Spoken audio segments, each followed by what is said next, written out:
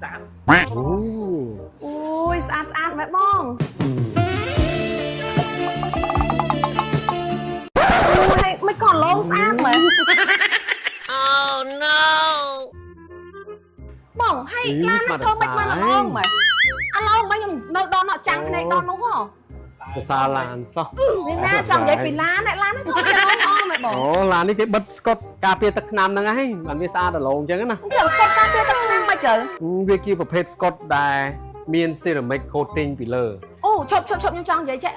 cho nè lan nhom nè bà xanh nhom bật chẳng đá cái chọc mà nữa tao lại mà nữa អូបើបិទអញ្ចឹងដែរឡាននេះហ៎បើឡាននេះបើបិទអញ្ចឹងដែរអស់ប្រហែលជា380ទេថ្លៃហ្នឹង ថ្លៃម៉ែបង380ខ្ញុំឃើញតែផង Facebook តែ180ហ្នឹង អី180 តែ180មែនតា